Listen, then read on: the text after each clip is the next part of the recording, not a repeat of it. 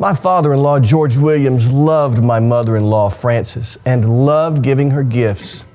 But he didn't trust himself to choose the right gift for special occasions, so he'd go to the jewelry store down in Gadsden, whose owner he knew, and they'd help him pick out something nice. Once they helped him pick out some pearls, real pearls. 2 or 3 years before her death, my mother-in-law said she wanted Brennan, our daughter, to have those pearls so that Brennan could wear them on her wedding day. Carrie, my wife, took them and had the pearls appraised. And she told Brennan how much they appraised for, not to be snooty, but to let Brennan know these pearls are precious. She didn't want Brennan to take them for granted or to treat them casually. The gift of life, God says, that I've given you is precious. Don't take it for granted. Don't treat it casually. Welcome to TV, Tennessee Valley Church. Today we are at Huntsville's wonderful Osborne's Jewelers. We're continuing our walk through the 10 Commandments. Today we tackle a hard one. I'd actually prefer going back and talking about something easier, like maybe how we ought to rest on the Sabbath, or how, as I said last week, my kids ought to take care of me when I get old. And I actually wish we were sitting around together over coffee. For today, even more than most days, I will simply share my heart and my best insights as a fellow pilgrim. I don't have all this figured out. We've arrived at what is perhaps the heaviest, most complex, even most divisive of the 10 Commandments. We come to the 6th commandment, found in Exodus 20, verse 13, do not kill. The Hebrew word for kill in Exodus 20:13 is ratzak. A common usage of that word in the Old Testament has to do with murder. Yet, the best I can determine, the usage was not limited to homicide. The consensus of the Old Testament scholars I've read regarding the word for kill in this commandment is that it applies to us in other ways, or ways other than murder. The protection and defense of human life has to do with more than shootings and stabbings. This commandment raises other contemporary, complex, even contentious issues. So buckle up. Here we go.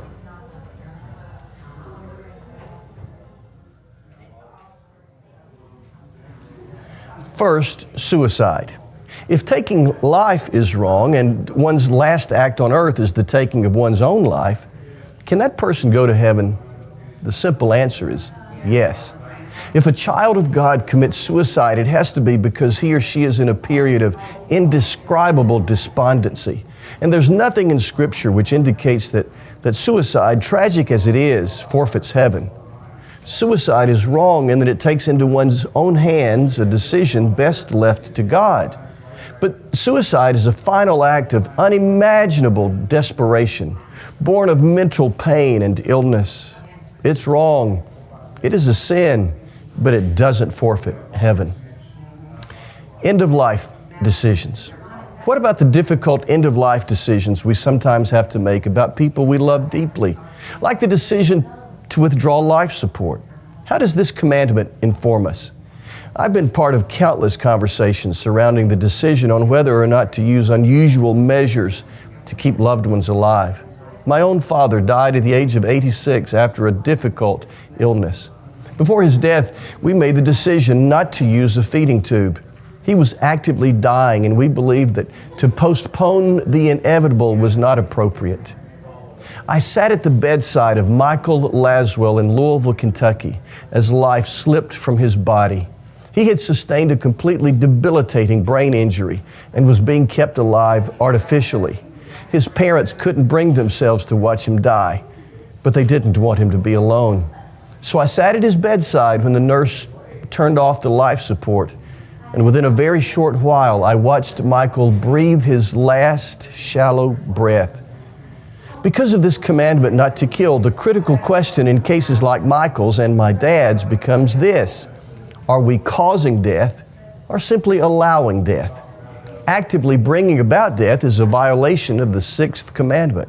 The actual giving and taking of life is God's role, not ours. But choosing not to postpone the inevitable, choosing not to put the patient through undue suffering as he or she dies, well, that's not wrong. If our concern truly is the good of our loved one and not our own personal convenience, then allowing what we sometimes call nature to take its course can be the right thing. As I said last week, rightness and wrongness in complex decisions like these lie in the heart, the intent, the motive of the decider. We simply have to ask ourselves, are we being compassionate, responsible, and unselfish? What about war? There are lots of Christians who see the sixth commandment as a prohibition against Christians participating in war. I understand and respect that. Yet I believe there are times when it is right for a nation and its armies to take up arms, and it's not wrong for Christians to fight for their country.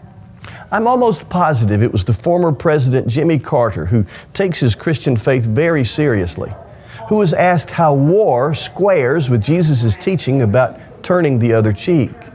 Carter answered, "Turning the other cheek is about individuals, not about governments." And the Bible's words about the sword of the government in Romans 13 would support President Carter on that.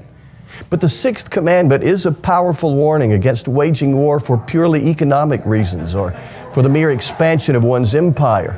The cause must be just. Even the response to attack should be proportional, commensurate with the original attack. That's what eye for an eye means in the book of Exodus. What about capital punishment and the death penalty? On January 25th, the state of Alabama executed Kenneth Sims for the murder of Elizabeth Sinnott in 1988.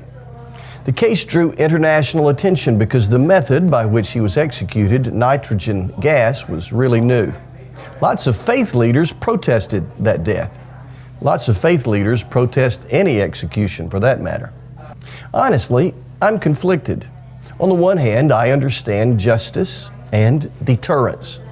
On the other hand, I understand cases of mistaken identity and reversed judgments that sometimes occur based on new evidence like DNA. I understand it then when Christians oppose the death penalty. The death penalty is worthy, I believe, of a prayerful and reasonable conversation among people of faith. What about abortion? Abortion, too, is a complicated topic.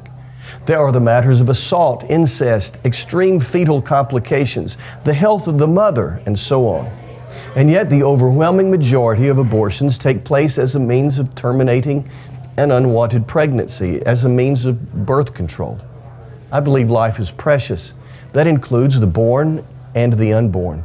Thus, I believe that abortion as a means of birth control violates the sixth commandment. Taking life is a serious thing. But there's more to this than actively taking life. We passively participate in death when we ignore our responsibility to the poor and the hungry. If we're serious about the sanctity, the holiness of life, we have to be concerned that there are lots of people whose lives are at risk because of poverty and hunger. Study after study, for example, show that people on the margins of our society simply don't live as long as those of us with more resources. In other words, I have a longer life expectancy than poorer people do. Does that concern me? It should. And part of the problem is disparities in opportunities for good health care. Does that concern me? It should. If I am pro-life, I ought to be pro-life, not just anti-abortion. That is, unless pro-life is merely a political mantra. We've got to minimize the disparities between the opportunities I have and the lack of opportunities that so many have. That means giving everybody equal shots at thriving, regardless of their background. In a few minutes, I'll be back to talk about how we can intentionally, positively choose life.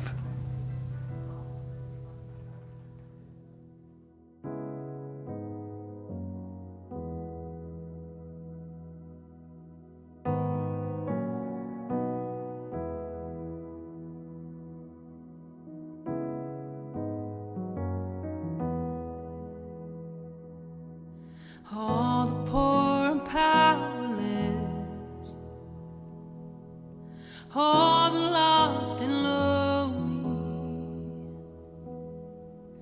all the thieves will come confess and know that you are holy,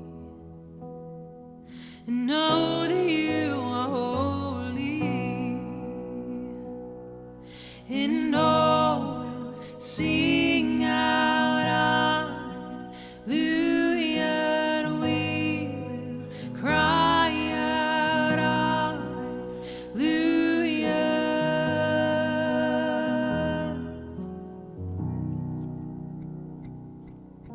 all the hearts who are content,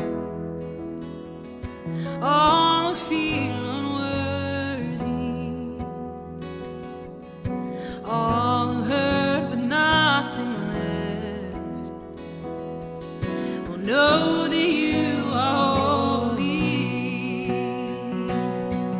and all will sing out hallelujah. We will cry out hallelujah, and all will sing out hallelujah, and we will cry out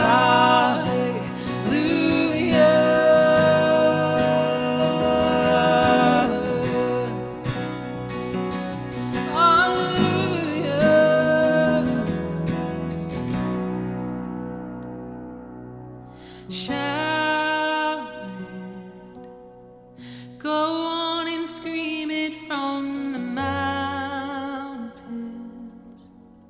go on and tell it to the masses that He is God.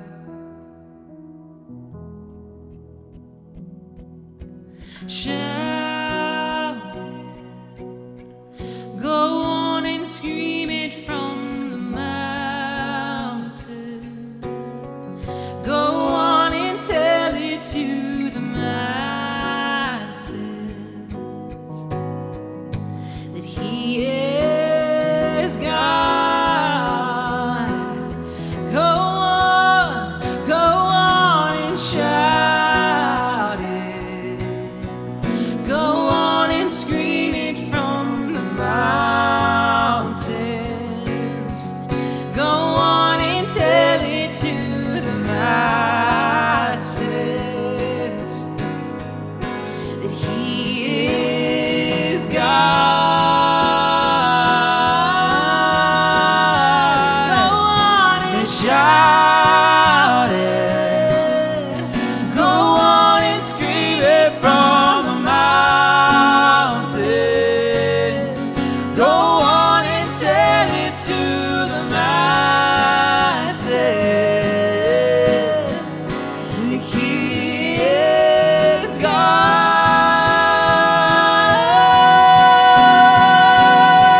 and we will sing out hallelujah, and we will cry out hallelujah.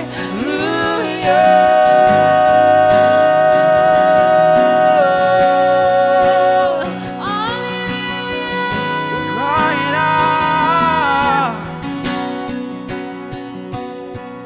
and all will sing out hallelujah. We will cry out hallelujah. We will sing out hallelujah. We will cry out hallelujah.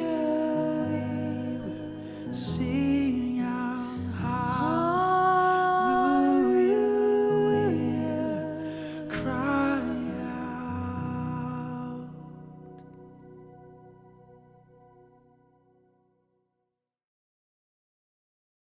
Travis mentions her often in his messages on Sunday, so if you haven't had the pleasure of meeting Carrie Collins yet, Travis's wife, you can meet her today. Thank you for joining us today, Carrie. I'm happy to. Carrie, Travis is talking about how precious life is today. And you spent years as a hospice nurse. What was that like? I was a hospice nurse for 6.5 years, and it was one of the most rewarding, if not the most rewarding time in my career as a nurse. I really considered it a privilege to walk the journey with patients who were dying and along with their families to provide some support for them. Some of the things that I found really helpful for patients and families was educating them. People don't know what to expect with death. And so one key thing I did as a hospice nurse was to educate them about what to expect, what death looks like, and signs and symptoms. Also would talk to them about things they could do as a family member to comfort their loved one that was dying during the dying process. Some things that were really important were the importance of physical touch. Go sit by that loved one's bed, hold their hand. I've even had teenagers that their mother was dying, and I have said, crawl up in the bed with your mom. And that is so meaningful. Also, I would think talking to them is very important. Yes. Oftentimes families say, I don't know what to say. I say, talk about old memories you have. It's great to laugh with them. Tell them, you remember this, you remember the time we did such and such. You talk to them till they take their last breath. You never know what they hear. So I see families, as they're caring for that loved one that's dying, as they learn more about death and as they learn the things they can do and be involved with that patient, I see it brings such comfort to them, and that's why I find it so fulfilling. What advice would you give to somebody who's facing this? I think there's probably two things I would say. First, I would say, like I referred to earlier, have the hard talk with family members. Know what your family members want. There could be an accident, and you're faced with a decision: do I put them on life support? Do I put them on a ventilator? Do they want a feeding tube? Know what your family members want. Even if it's a terminal illness, know what they want so you can carry out their wishes. That is helpful for you as a family member making those calls. Second, I find that families call in hospice a wonderful resource, most of the time way too late. They often call them in with just a few weeks left. Hospice is for families, for patients that have a terminal diagnosis for which they are not pursuing aggressive treatment. So it could be months that they are appropriate for hospice. So if a family knows that there's a terminal diagnosis, ask your doctor, can I consult with hospice? And avail yourself of the resources that they have. Take advantage of all the support, the education, the tools they can equip you with. Don't wait till the last few days. And I would close with this thought.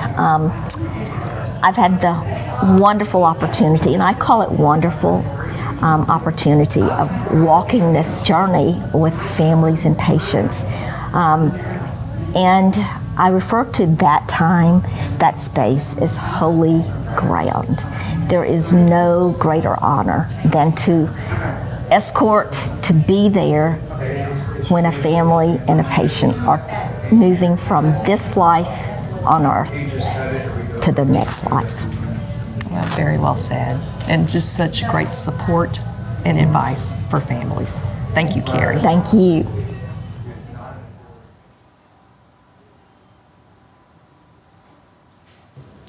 Today we're talking about the sixth commandment, do not kill. Let's turn that around a bit and ask what it would mean to intentionally, positively choose life. God says to us in the book of Deuteronomy, I have set before you life and death, blessings and cursings. Now choose life so that you and your children may live.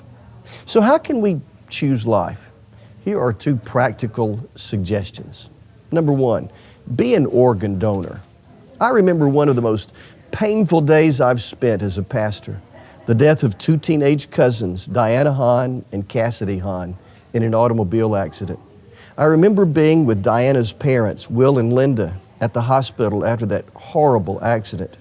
Among the poignant memories is their decision to donate Diana's organs. Diana, when she got her driver's license, told, not asked, told her parents that she had decided to be an organ donor. So there was no doubt at the time of her death about what she'd want. Diana's decision, which her parents honored, resulted in 3 lives saved, including a man named Steve, whom Diana's family later met. It was a courageous and Christian decision. Diana and her parents chose life.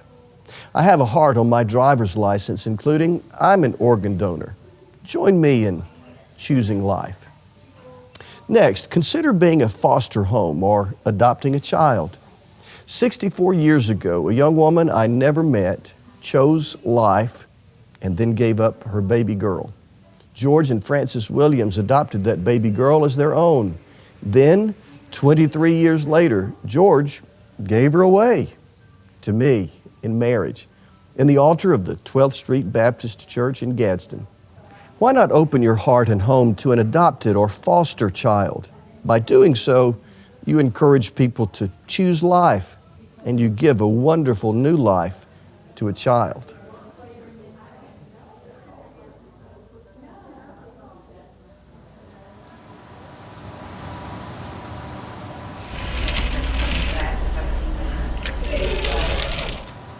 I was thinking like We Right. can definitely get larger diamonds and rings. big one. Absolutely. Good, good, Absolutely. thanks. Why would do not kill be one of the 10 commandments? Because life is precious. It's not just because taking a life feels wrong.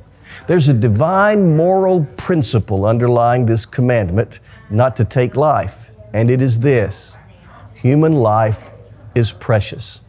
A personal, loving, intelligent creator formed Aquarius and Sagittarius, the moon and Neptune, the seas and the breeze and the trees and the bees and the yous and the me's. He created humans in His own image. To quote one of our church members, Sharon Barrett, God spoke into being everything from the planet to the animals. But when it came to humans, He breathed. Think about that image. With the mere power of His voice, God spoke and there was light. He spoke and the waters were separated from land. He spoke and there were fields and trees. He spoke and there were animals flying and running and crawling. But then God lowered Himself to the creation He'd called good, scooped up some dirt, and breathed the breath of life into human nostrils. These humans were not merely spoken into being, they were breathed into being by the Creator. And human life is precious. Carrie was going to come see me to visit me in Venezuela. It was 1982. I was serving there as a missionary journeyman for 2 years, and she was coming to stay with some missionaries and visit me. I knew I was going to ask her to marry me, and I wanted her to have rings made from Venezuelan gold.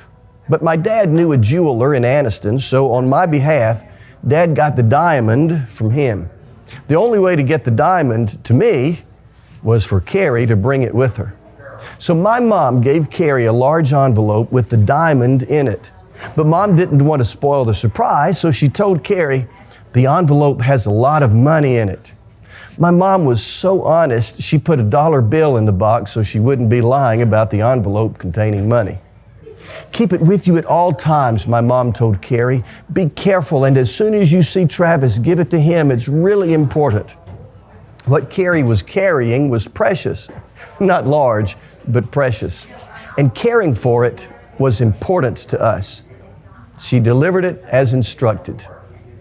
Life is infinitely more precious than diamonds and pearls.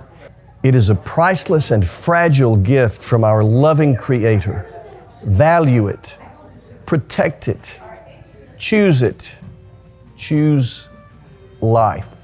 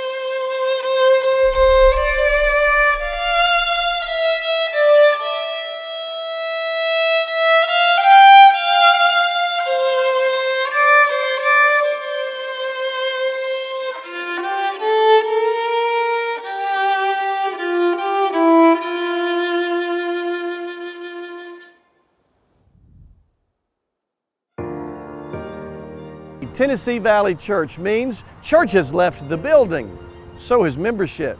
Here's what I mean. You might be feeling a need or maybe even a call from God to be part of our church family in a more tangible way. If you're not able to join us physically here at 600 Governors Drive, whether because of distance, mobility, schedule, or some other reason, you still can be a member of First Baptist Huntsville. Let me send you information on what that would mean, what you could expect from your church, and what your church would expect from you. Email me at travis@fbchsv.org. Let me know of your desire for membership, and I'll help you get started. Join hands with us as we attempt to join hands with God Himself in His mission to the world.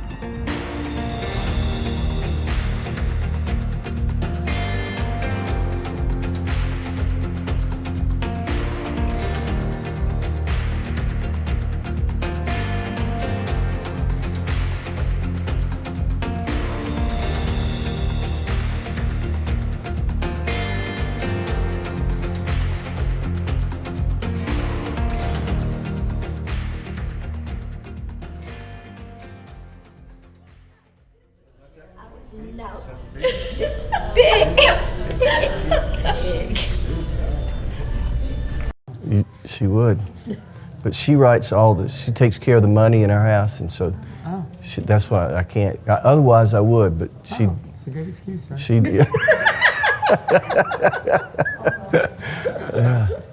Are you ready?